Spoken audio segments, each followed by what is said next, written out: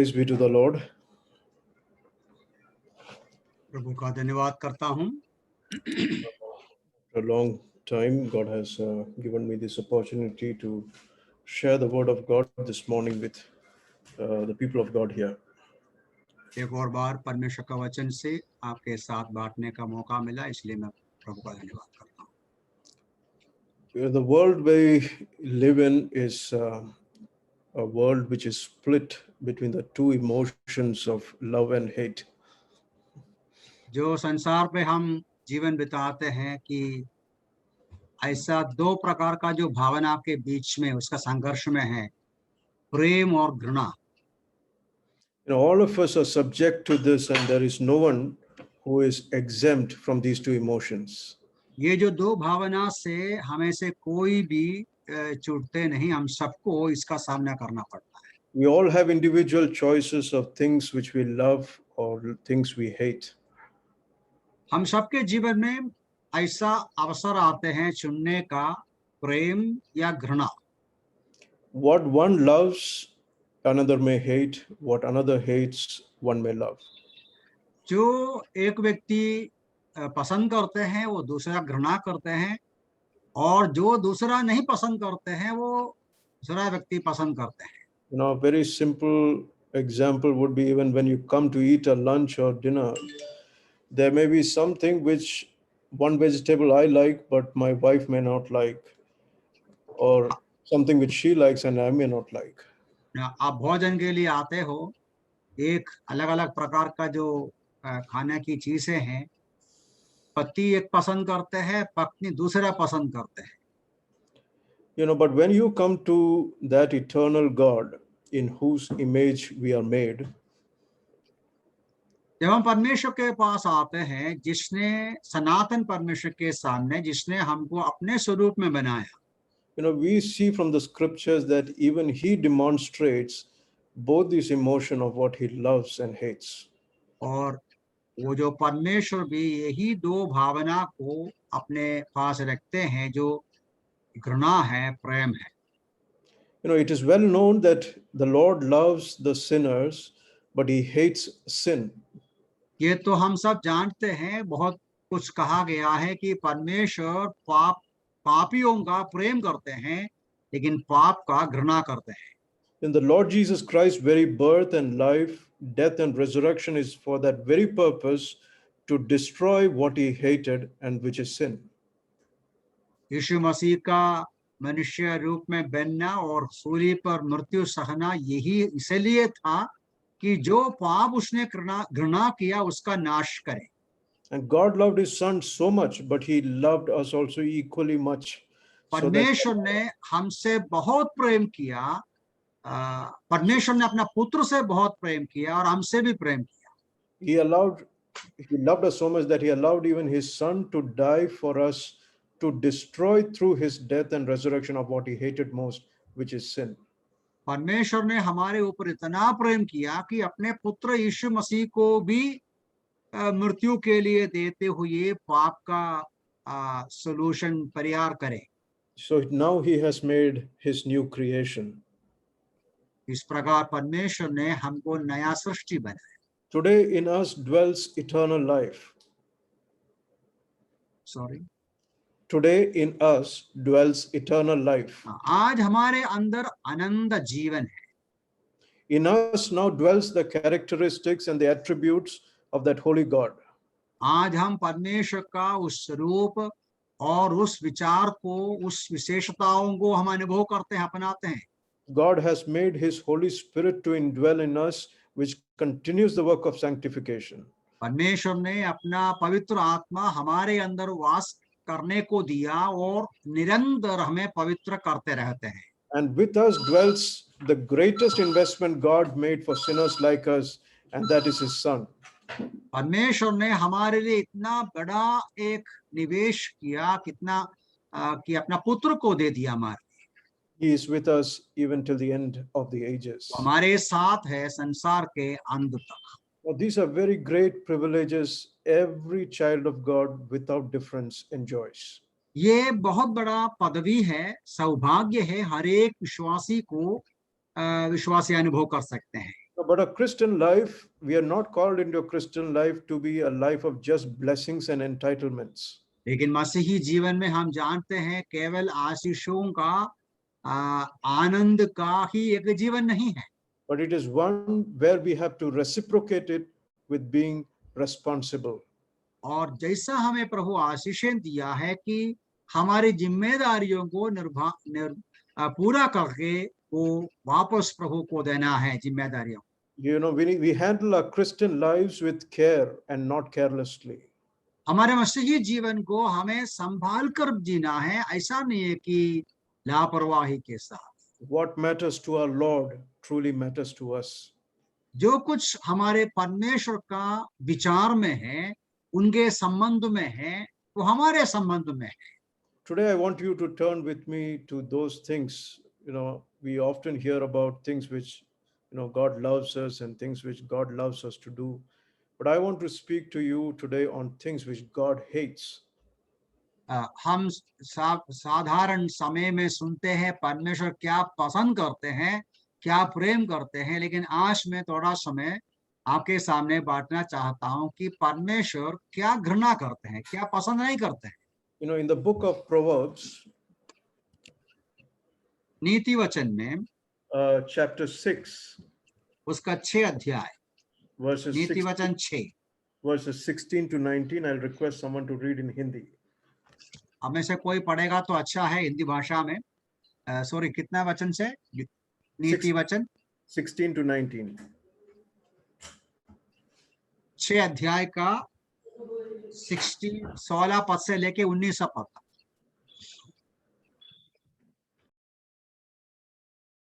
कोई पढ़िएगा।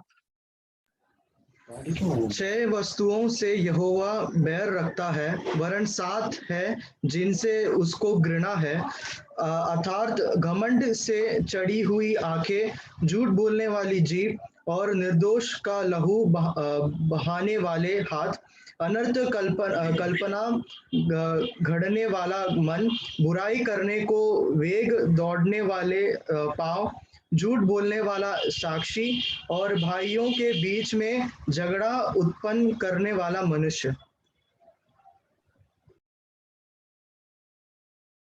So we have seen here that there are 6 different things, or not 6, but 6 things which God hates, but 7 which are an abomination to the Lord. अब यहाँ हम पढ़ते हैं कि 6 बातें यहोवा बैर रखते हैं और 7 बातें जिनसे वो घृणा करते हैं। A proud look, घमंड से चढ़ी हुई आंखें, a lying tongue, और झूठ बोलने वाली जीभ, a hand which sheds innocent blood, निर्दोष का लहू बहाने वाले हाथ, a heart which devises wicked imaginations, और बुरी युक्ति गढ़ने वाला मन, feet which is swift in running to mischief, बुराई के लिए शीघ्रता से दौड़ने वाले पैर, a false witness that speaks lies, झूठ बोलने वाले जो साक्षी देते हैं, and a person who sows discord among brethren. और जो भाइयों में झगड़ा फैलाने वाला मनुष्य। You know, we know that we were once in sins. हम जानते हैं कि हम एक बार पाप में वास करते थे। We had only carnal desires in us. हमारे अंदर केवल शारीरिक वासनाएं थी। You know, but when we came to Christ, there was a complete shake-up and we became a new creation. जब हम यीशु मसीह के पास आया तो एक संपूर्ण बदलावट हमारे अंदर आया, हम नई सृष्टि बन गए। You know, while we did become a new creation, हम एक नई सृष्टि के रूप में आगे बढ़ते हैं, but we still know that we are still in this flesh and that carnal desires can still show up in our flesh. हम जानते हैं कि आज भी हम शारीरिक शरीर में रहते हैं, तो शारीरिक अभिलाषाएं हमारे जीवन में आ सकते हैं। It's only that once we are in Christ that we have something new in us, and which is the spiritual person, the true spiritual person. प्रभु यीशु मसीह में होने के वजह से ही हमारे अंदर एक नया जीवन है, नया स्वभाव है, नया व्यक्तित्व है। And this spiritual person within us is always in conflict with that other person in us, which is the carnal person. नया जन्म के द्वारा नई सृष्टि बनने के समय से जो नया व्यक्तित्व हमारे अंदर है, वो हमारे पुराने व्यक्तित्व के साथ हमेशा झगड़ा में रहते हैं। And we know that we are going to be in a state of this conflict till we die or Christ comes to take us, whichever is first. हम जानते हैं कि या तो यीशु मसीह के आगमन तक, नहीं तो हमारे मृत्यु तक ये जो संघर्ष हमारे अंदर रहते हैं। So we can also with this understand that a person without Christ, he does not have a spiritual person dwelling in him. और हम जानते हैं कि उनके जो उद्धार नहीं पाए हैं, उनके अंदर एक आत्मिक जीवन व्यक्तित्व नहीं रहते हैं। Therefore, he is a carnal person, and the only thing which dwells in him is carnal desires. और उनके अंदर शारीरिक स्वभाव ही वास करते हैं, शारीरिक अभिलाषा ही वास करते हैं। You know, these 7 sins, it has been picked, and the Lord he says, he not only hates, but he considers it as an abomination. और परमेश्वर इन 6-7 बातों का बाहर रखते हैं, घृणा करते हैं, वो बहुत ही बुरा समझते हैं। When we consider with those people who mistreated the Lord and finally led him to that cross of Calvary, जो प्रभु यीशु मसीह को बुरा किया, उनके साथ निंदा किया, उन लोगों को उस सूली के सामने हम देखते हैं। What do we see? One thing which is very striking with this portion is that all these 7 sins were demonstrated through them against our blessed Lord. ये जो सारी 7 बातें हम समझते हैं यीशु मसीह के खिलाफ इंसान इस्तेमाल किया। Look at the very first thing of being proud. और पहली बात को देखिए, जो घमंडी है, The Pharisees, the high priests, the Sadducees, and all those people who stood against the Lord were very proud people. फरीसी लोग हैं, शास्त्री लोग हैं, जो यहूदियों का नेताएं हैं, जो यीशु मसीह के खिलाफ खड़ा हो गया, वे सब बहुत घमंडी लोग थे। They mocked the Lord on several occasions. कई अवसर पर यीशु मसीह का वो अपमान किया, निंदा किया। And they, on very many occasions, they tried to belittle Christ, even his own birth and his family. और कई बार वे यीशु मसीह का व्यक्तित्व को, उनका परिवार को नीचे करके दिखाने का प्रयास किया। Yeah, they looked down on him. They had spite for him. They never recognized or gave him the position of the Messiah that he was. उनको हमेशा छोटा समझा या मसीहा के रूप में अंगीकार करने का पसंद नहीं किया। And this is one thing which the Lord hated, a proud look, as the Proverbs writer says here. तो ये परमेश्वर जो पसंद नहीं करता, घृणा करने वाली बात है, जो घमंड से चढ़ी हुई आंखें। Pride is something which does not find any space in our Lord's way of doing things. घमंड ऐसी एक बात है कि परमेश्वर के कार्यों में, परमेश्वर की बातों में हम कहीं भी नहीं पाते हैं, उसका कोई जगह नहीं है। But we see that pride made man so much to lift himself up against even that living Christ, that living Lord who came in their midst to take him ultimately to that cross of Calvary. लेकिन हम देखते हैं परमेश्वर जो मनुष्य के रूप में अपने बीच में आया, यीशु मसीह, उनके सामने मनुष्य इतना घमंड दिखाया। The second thing which the Lord hates, we see, or an abomination, is a lying tongue. और दूसरी बात है जो परमेश्वर घृणा करते हैं, वो झूठ बोलने वाली जीभ है। This was one of the easiest weapons which the religious authorities used against Christ. ये ऐसा एक हथियार के रूप में हम देख सकते हैं जो दुश्मन ने यीशु मसीह के खिलाफ इस्तेमाल किया। In the book of Matthew chapter 12 and verse 34, the Lord is talking to the Pharisees there. Sorry, सुना नहीं। In Matthew chapter 12 and verse 34, the Lord is speaking to the Pharisees. मत्ती में हम देखते हैं यीशु मसीह फरीसियों से बातें करते हैं। He calls them, "O generation of vipers, how can he, being evil, speak good things? यीशु मसीह बोलते हैं फरीसियों के बारे में, हे सांब के संतानों, तुम लोगों का मन से कैसे अच्छी बातें निकल सकते हैं? You know, out of the abundance of the heart, the mouth speaks. यीशु मसीह ने कहा, हृदय में जो भरा हुआ है वो मुंह से निकलता है। In John 8 and verse 44, the Lord tells the people, यूहन्ना का 8वां अध्याय में यीशु मसीह यहूदी लोगों से बात करते हैं। He says, you are of your father the devil, and the lusts of your father you do. तुम लोग शैतान के संतान हो और शैतान का जो पसंद को तुम लोग पूरा करते हो। He was a murderer. There was no truth because there is no truth in him. और कहते हैं कि शैतान वो पहले से ही खूनी है, वो उनके अंदर कोई सच्चाई नहीं है, वो झूठ ही बोलते हैं He speaks a lie and he is the father of it.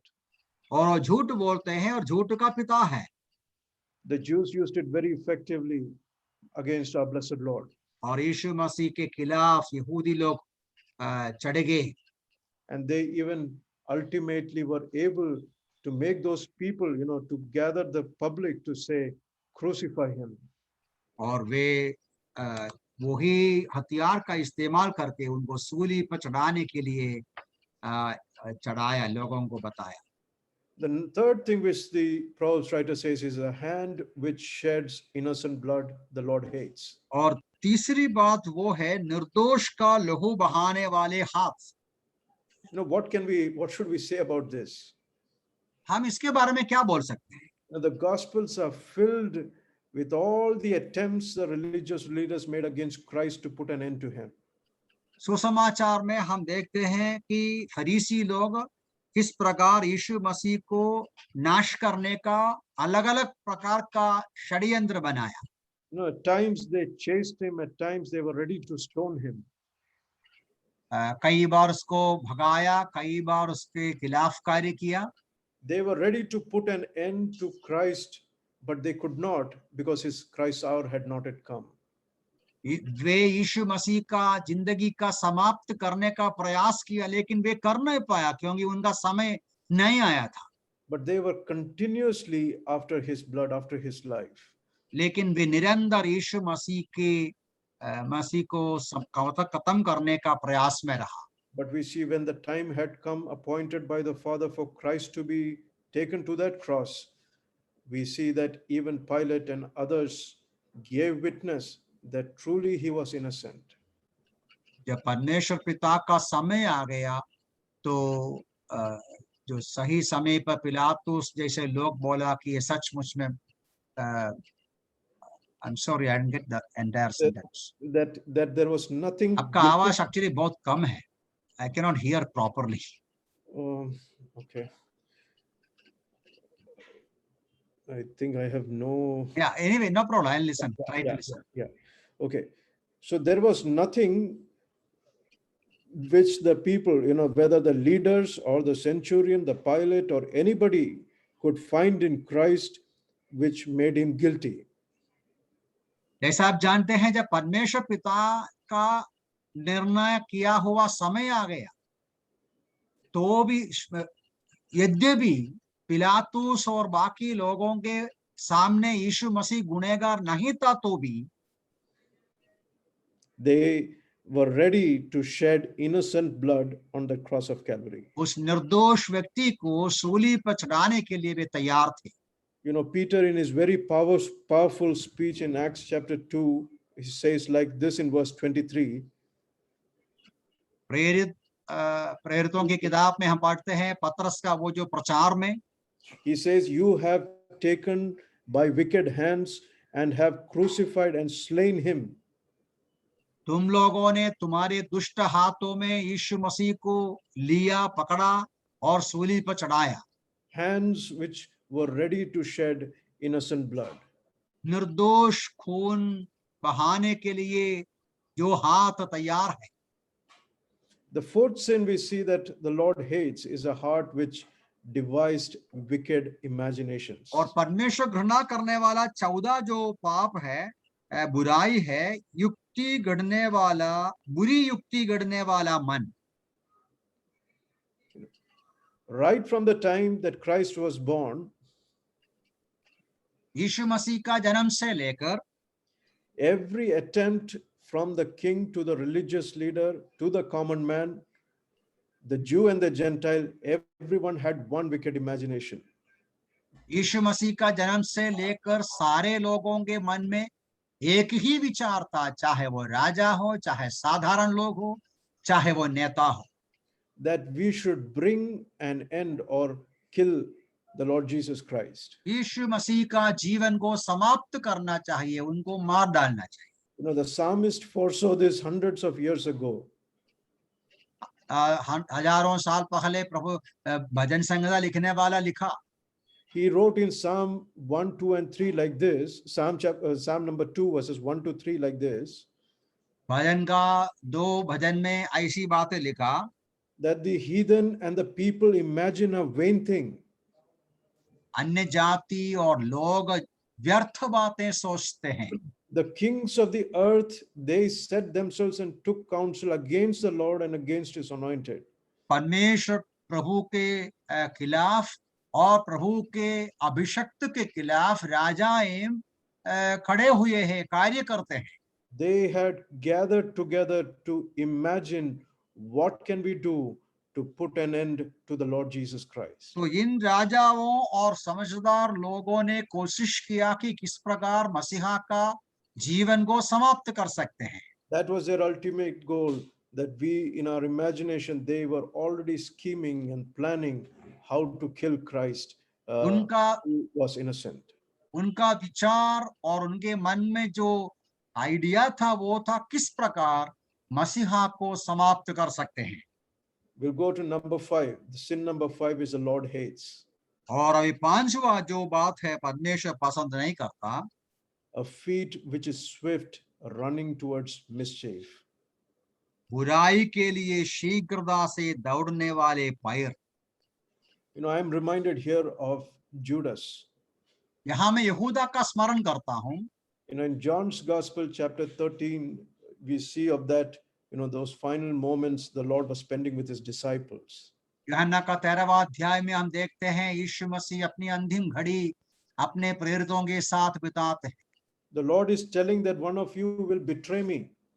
यीशु मसीह कहते हैं कि आप में से एक मुझे दिखाई देगा। The disciples were keen to know who it was, and the Lord gave a token of, a token to say that he who puts his hand in the soap, he will be the one who will betray me. और प्रेरितों को ये बहुत ही मतलब विचार था कि ये कौन हो सकते हैं, और ऐसा एक सूचना दिया, जो मेरे साथ बर्तन में हाथ डालते हैं वो होगा। And we know that it was Judas who the Lord was talking about.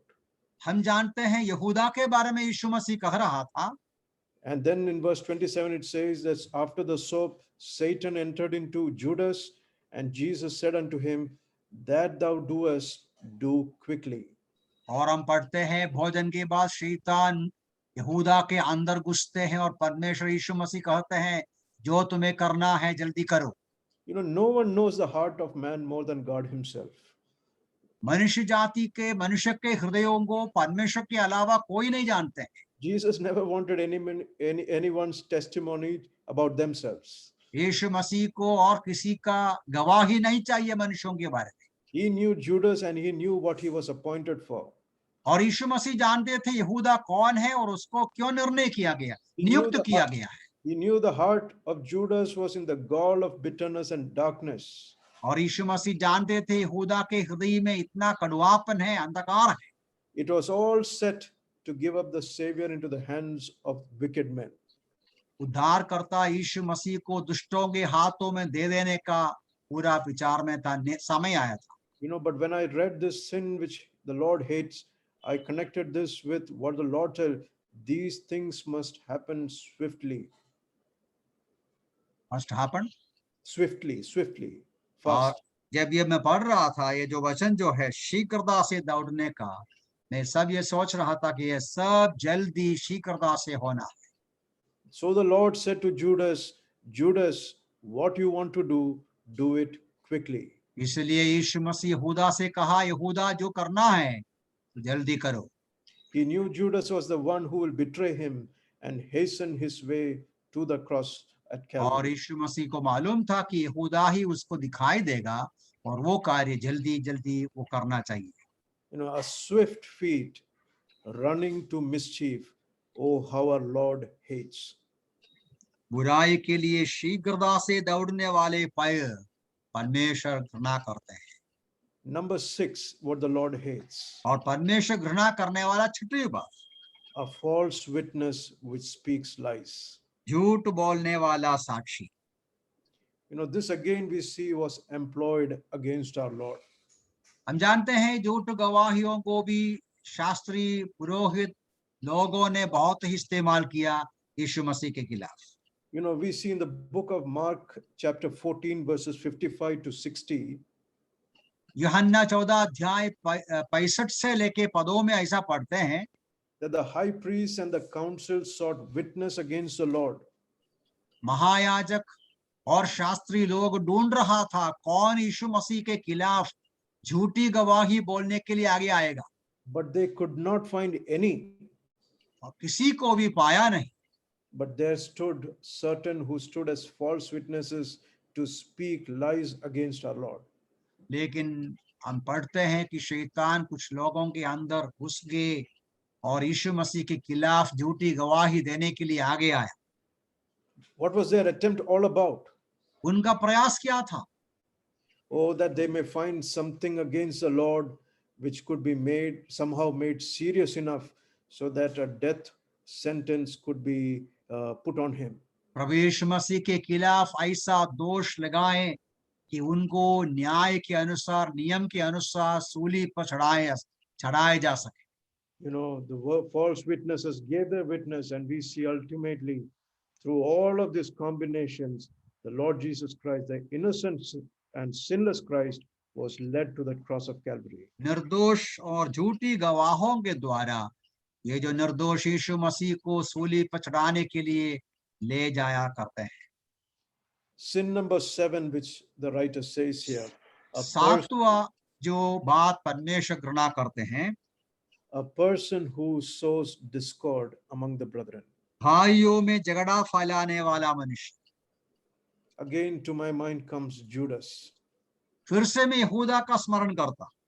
Mark's Gospel, chapter 14, verses 43 to 52. मरकुस का सुसमाचार में ऐसा पढ़ते हैं That we see of how Judas arranged for the multitude to come and take the Lord. और किस प्रकार यहूदा ने परिश्रम किया या ऐसा षड्यंत्र बनाया कि झुंड सब आ सके और यीशु मसीह को पकड़ कर ले जाएं। They had come with swords and staves, all prepared at the instance of what Judas instructed to get hold of the Lord. यहूदा के इंस्ट्रक्शंस के अनुसार जो सिपाही है या यहूदी लोग हैं, वे हथियारों के साथ, लाठी के साथ और तलवार के साथ यीशु मसीह को पकड़ने के लिए आया। This was betrayal in action. ये पूरी रूप में यीशु मसीह को अपना कार्य के द्वारा त्याग कर रहा था। You know, till this point, we see that every disciple of the Lord was committed to stay with the Lord. यीशु हम पढ़ते हैं उसके पहले सारे शिष्य लोग तैयार थे यीशु मसीह के साथ खड़े रहने को। Peter made such a bold statement that even if everyone should leave, I will be with you. पतरस ने ऐसा एकदम हिम्मत के साथ बोला था कि सब लोग छोड़ेगा तो भी मैं आपके साथ रहूंगा। But when you come to verse 50 of Mark's Gospel, chapter 14, it says, they all forsook him and fled. लेकिन हम मरकुस का 14:50 पद में पढ़ते हैं, वे सब उसको छोड़ दिया। You know, Judas had sown the seed of betrayal. यहूदा ने ऐसा जो बीज फैलाया उनके बीच में, आपस में झगड़ा करने का, आपस में अलग अलग प्रकार चले जाने का। Yeah, even though the rest of the disciples had not betrayed the Lord, per se, but we see that they were impacted by this one man's cunning action. वास्तव में अन्य प्रेरितों ने यीशु मसीह का इनकार नहीं किया, उनके खिलाफ कुछ नहीं किया, तो भी उनके कार्य में ऐसा हो गया, वे भी यीशु मसीह को छोड़कर जाना पड़ा, क्योंकि एक आदमी के कार्य के वजह से। We see the Lord Jesus Christ thereafter all by himself, all alone. हम उस वहां से लेकर देखते हैं यीशु मसीह को अकेला देखता है। From here, what I was trying to say is he went on to judgment and crucifixion with no one with him. जब यीशु मसीह का न्याय किया गया, उनको सजा दिया, सूली पर चढ़ाया, कोई भी उसके साथ में नहीं था। In all of these 7 sins, I tried to, tell you in brief, in all these 7 sins, I was trying to bring to your attention that the 7 sins which Solomon recorded as sins which the Lord hates, ये जो 7 बातें हैं, सारांश में हम देख रहे थे कि सुलेमान ने लिखा कि परमेश्वर पसंद नहीं करते। he hates and treats it as an abomination, these 7 sins. ये जो 7 प्रकार के पाप है, एक घृणित पाप के रूप में परमेश्वर देखते हैं।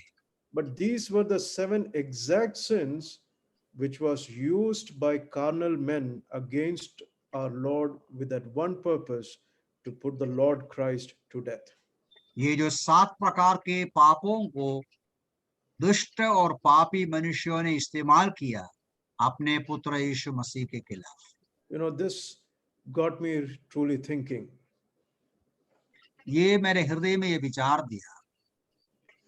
Many times the carnal man, he expresses what his carnal desire is. That's what the people of the world do. इस संसार के लोग या एक शारीरिक मनुष्य के अंदर जो भी विचार होते हैं वो प्रकट करता है। But we who have been redeemed by the blood of Christ, who have been made a new creation, हम जो उद्धार पाए हैं, हम नया जन्म पाए हैं, as we saw in the beginning, that we also, as long as we are in the flesh, are going to have fleshly temptations or carnal temptations. इस शारीरिक मनुष्य के सारी परीक्षाओं का सामना विश्वासी को भी सामना करना पड़ता है। Because these 7 sins have only one agenda, that is to decimate or to get rid of the Lord Jesus Christ. Sorry, नहीं आया नहीं बना। Yeah, because these 7 sins have only one agenda, which is to reduce or remove Christ from us. ये जो 7 प्रकार के पाप है, उस पाप का एक ही उद्देश्य है कि हमारे अंदर से यीशु मसीह को हटाए। We have this fleshly weaknesses and temptations within us. ये जो 7 प्रकार के शारीरिक कमजोरियां हमारे अंदर भी है। So it's our responsibility to take all these 7 sins seriously and deal with it if we want to live a victorious Christian life. यदि हमारे मसीही जीवन में विजयी के साथ जीना है तो इन 7 बातों का हम चौकसी करना है, उनसे हमें दूर रहना है। We have to try to mortify them one after the other till we get rid of it or weaken it to a state where it has no more power over us. ये जो 7 बातें हैं, हम एक एक करके हम उसको मार डालना चाहिए, ताकि उसका शक्ति, उसका समाप्ति हो। Many times these hateful sins are invisible to others, but they are quietly working within us. कई बार ये जो पाप जो परमेश्वर पसंद नहीं करते हैं, हमारे अंदर हम दिखाई दे सकते हैं। It slowly weakens our spiritual lives. वो हमारे आत्मिक जीवन को कमजोर करते हैं। Since carnality has only one goal, that is to defeat the Lord Jesus, we got to be wary of these sins. ये जो शारीरिक अभिलाषाओं का एक ही उद्देश्य है कि हमारे अंदर से प्रभु यीशु मसीह को निकालें। When you think about pride, the sin which is mentioned here, जब आप सोचते हैं जो घमंड की बात है, in 1 John chapter 2 and verse 16, it says that all that is in the world, which is the lust of the flesh and the lust of eyes and the pride of life, is not of the Father, but is of the world. हम लोग पढ़ते हैं पहला यूहन्ना उसका 2:16 में, जो कुछ संसार में है, शरीर की अभिलाषा, आंखों की अभिलाषा और घमंड की बात, वो सब पिता परमेश्वर से नहीं आते हैं। The pride of life belongs to the world. और जीविका का घमंड है वो शैतान से है। we must remind ourselves instead of what the psalmist says in Psalm 51. भजन 51 में जैसा भजन लिखने वाला कहते हैं, You know, the sacrifices of God are a broken spirit and a contrite heart. परमेश्वर के सामने स्वीकार किया हुआ भावदा हुआ बलिदान एक दुखी हृदय है, टूटी हृदय है। You know, blessed are the meek in the spirit, the Lord says. प्रभु यीशु मसीह ने कहा, धन्य है जो नम्र है मन में। A humble man, or we should be those who considers others better than ourselves. हम दूसरों को हमसे बड़ा समझना चाहिए। God is not a God who will tolerate with pride, but this pride will somewhere reside in our own lives, even as children of God. नहीं, again पूरा नहीं है। Yeah, God is not a God who will tolerate pride, but at times pride can be resident even in children of God. परमेश्वर हमारे घमंड को बिल्कुल सह नहीं सकता है, लेकिन ऐसी समय आता है विश्वासी के अंदर घमंड रहते हैं। Therefore, we should be conscious that pride can set into our lives, and we must deal with it at the earliest. इसलिए हमें बहुत कोशिश करना है, हमें समझदार रहना है कि हमारे अंदर घमंड नहीं रहे। The second thing which he said was lying tongue or a lying lips. दूसरी बात जो कहा गया है वो झूठ बोलने वाला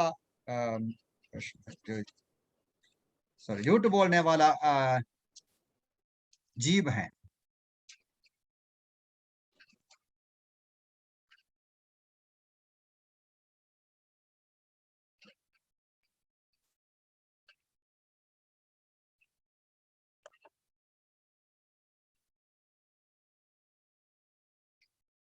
लगता है भाई डन्नी निकल गया। Is it true?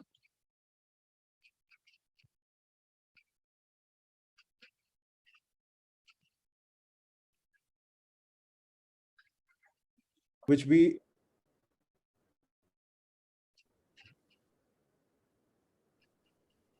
the second sin which a believer must be careful of is about lying lips or lying tongue. एक विश्वासी अपने आप को संभालने का दूसरा जो पाप है, झूठ बोलने वाले जीभ।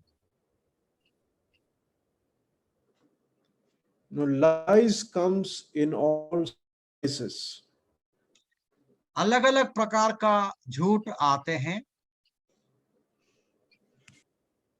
No, lies come so very well packaged that unless you are very much exercised or have a very good discerning power, it will be difficult for you to understand.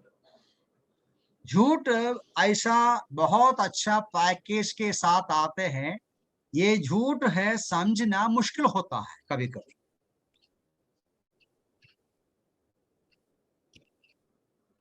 You know, it may not appear plainly as lies, but it can come in the form of the exaggerations or not reporting the full truth, or pretending about some things that we are unaware of.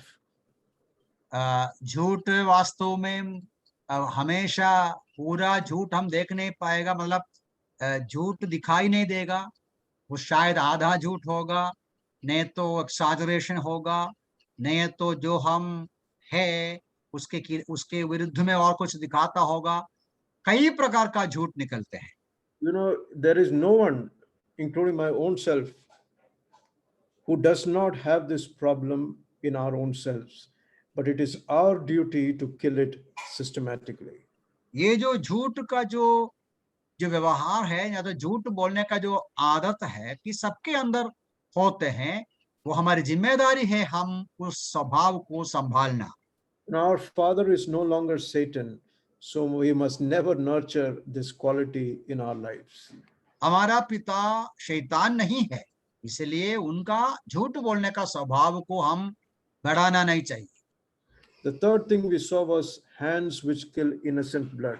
और तीसरी बात जो परमेश्वर घृणा करते हैं वो निर्दोष का लहू बहाने वाले हाथ हैं। A lot can be said here in this particular for this particular sin. और इसके बारे में बहुत कुछ हम कह सकते हैं. We don't need an actual murder to take place. हम सचमुच में किसी का हत्या करने का जरूरत नहीं है.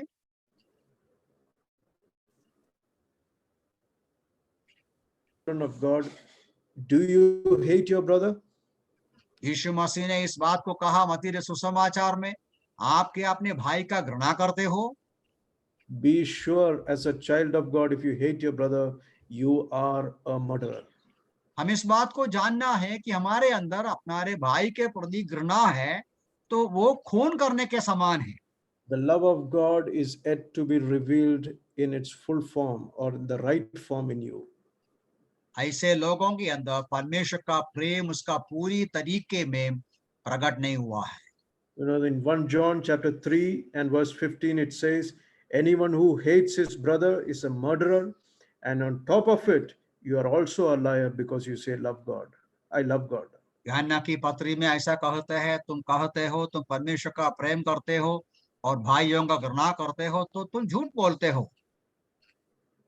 We have to think about this. Have we been shedding innocent blood in our daily Christian lives? हमारे हर रोज के मसीही जीवन में हमें जांचना है क्या हम निर्दोष का लहू बहाया गया है. The next sin we saw was about heart with wicked imaginations. और अगली बात यह है बुरी युक्ति गढ़ने वाला मन. Most of our problems are because of our imaginations. हमारे बहुत सारी समस्याएं हमारे मन में जो विचार करने के द्वारा होता है. And if our imagination is wicked on top of it, we are in serious trouble. हमारे जो विचार होते हैं यदि बुराई का है तो बहुत खतरे में हम गिर जाते हैं. Our hearts have been naturally wicked and deceitful, as the scripture tells us. हमारे हृदय बहुत ही बुरा है, खतरनाक है, ऐसा वचन कहते हैं. But the Lord has given us a new heart today. परमेश्वर ने हमें एक नया हृदय दिया है. And in this heart, we must never have the space to give space for wicked imaginations. और हमारे जो हृदय में परमेश्वर दिया हुआ नया हृदय में बुराई सोचने का कोई अवसर नहीं होना चाहिए. The next sin we saw was the feet running swift to mischief. और अगला जो पाप है वो बुराई के लिए शीघ्रता से दौड़ने वाले पैर. Our natural man wants to take us to places which are against our Lord's desire for us. हमारा जो मनुष्य है स्वाभाविक मनुष्य हमको ऐसी जगह ले चलना चाहते हैं जो परमेश्वर पसंद नहीं करते हैं. We have a very clear instruction of what our feet must be engaged with. हमारे वचन परमेश्वर का वचन में बहुत साफ तरीके से लिखा है किस प्रकार का हृदय पैर हमें किस प्रकार संभालना है. In Ephesians 6 verse 15, he says, and your feet shod with the preparation of the gospel of peace. आपका पाव सुसमाचार सुनाने का तैयारी के साथ रहना चाहिए.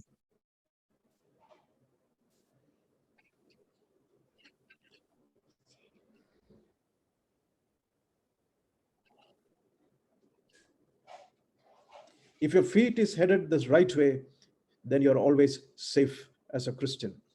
एक विश्वासी के रूप में हमारा पाव सही जगह जाता है तो हमारे मसीही जीवन के लिए अच्छा होगा, आशीष का कारण होगा. The next sin we saw was a false witness who speaks lies. और आगे का जो पाप है झूठ बोलने वाला जो साक्षी है. We have been called like John the Baptist who came as a witness for Christ. जैसा यूहन्ना बपतिस्मा देने वाले के संबंध में कहा हमको भी यीशु मसीह की गवाही देने के लिए खड़ा किया है. When Apostle Paul on that road to Damascus had that heavenly intervention, जैसा हम जानते हैं पौलुस प्रेरित शाऊल दमस्कस के रास्ते पर परमेश्वर ने उनसे मुलाकात किया. he said, the only witness, thou shalt be a witness unto all men of what thou hast seen and heard. परमेश्वर ने उसको बताया कि जो भी तुमने सुना है देखा है उसका तुम गवाह होंगे.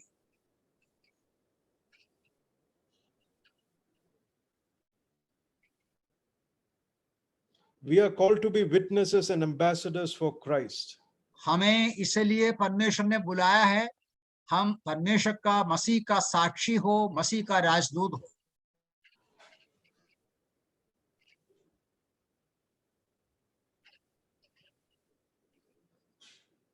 We are not called to be the witnesses for the worlds of its goods and of its pleasures. संसार और संसार की बातों की गवाही देने के लिए हमको खड़ा नहीं किया है। So then we will be false witnesses. ऐसा है तो फिर हम झूठी गवाही हो। You know, we are citizens of heaven and we bear witness of what country we belong to and not of another. हम स्वर्ग का राज्य का नागरिक है और वहां की साक्षी देना है। The last one which he said, the last sin which he treats as abomination, a person who sows discord among the brethren. और परमेश्वर जो घृणा करने वाला अंतिम पाप है, भाइयों में झगड़ा फैलाने वाला मनुष्य। You know, one of the most common sins is this one today among us. आज विश्वासियों के बीच में ये साधारण रूप में हम देखता है। Unfortunately, some believers take up this unseen ministry बहुत दुख की बात है, कुछ विश्वासी लोग इस अदृश्य सेवकाई को ले लिया गया, of sowing discord between God's people. भाइयों के बीच में जो झगड़ा को फैलाने का कार्य करते हैं, Bringing divisions to the body of Christ. प्रभु के लोगों को अलग अलग हिस्सा में बांटने का प्रयास करते हैं। You know, Christ united us, but some divide what Christ has united. मसीह ने हमको एक बनाया और कोई उसको डिवाइड करने का प्रयास करते हैं। At weddings, we are often reminded that what God has joined together, let no man put asunder. विवाह के समय में ऐसा याद दिलाया जाता है, जिसको परमेश्वर ने एक बनाया, मनुष्य उसको तोड़ना नहीं। God has brought us under one banner of his name. परमेश्वर ने हमको एक ही व्यक्ति के नाम के नीचे लाया। Therefore, we can never take a sword to cut off or chop off someone who is. हम इसलिए कभी भी एक तलवार लेकर विश्वासियों को बांट नहीं सकता है। If we sow discord, you are promoting a sin which God hates and loathes. यदि हम भाइयों के बीच में झगड़ा को फैलाते हैं, तो हम वो जो कार्य का परमेश्वर बहुत ही घृणा करते हैं। So the first half of the message, we saw that there are 7 sins by which the people, the carnal men, put an end to the Lord physically on that cross of Calvary. ये जो 7 बातें हैं, हमने इस message के आधा भाग में हिस्सा में देखा किस प्रकार मनुष्यों ने इस 7 पापों का इस्तेमाल करके यीशु मसीह को सूली पर चढ़ाया। But through these same 7 sins, we can very discreetly in our personal spiritual lives weaken the Lord Jesus Christ or his power in our lives as well. और हमने ये भी विचार किया कि ये जो 7 पापों का इस्तेमाल करके शायद हम समझता नहीं होगा, हम हमारे जीवन से यीशु मसीह को दूर कर सकते हैं। May the Lord give us the wisdom to realize that while we have a spiritual regeneration, some of the sins which God hates can weaken our inner man. प्रभु हमें सहायता करे कि हमारे हृदय के, हमारे जीवन में एक आत्मिक नवीनीकरण निरंतर आते रहे, ताकि ऐसे स्वभाव का हमारे अंदर कमजोरी रहे। If you are living a struggling Christian life, यदि हमारा मसीही जीवन में हम कष्ट उठाते हो एक विजयी का जीवन बिताने के लिए, then find the reason why, despite you loving the Lord, are yet unable to enjoy a fruitful Christian journey. हमें जांचना है कि विश्वास योग्यता के साथ रहने के बावजूद भी, मेहनत करने के बावजूद भी हमारे अंदर सही फल नहीं आता है। More often than not, one of these 7 sins may have taken hold of our lives. कभी कभी ऐसी पाप हमारे जीवन में प्रवेश करते हैं या हमारे जिंदगी को पकड़ते हैं। May God help us to examine and refine ourselves for our individual good and for the good of God's people. प्रभु हमें सहायता करे कि हमारे जीवन को जांचे और हमारे हृदय को परखकर देखे और प्रभु के सामने एक पसंदायक जिंदगी बिता सके। May God's name be glorified. प्रभु के नाम की महिमा हो।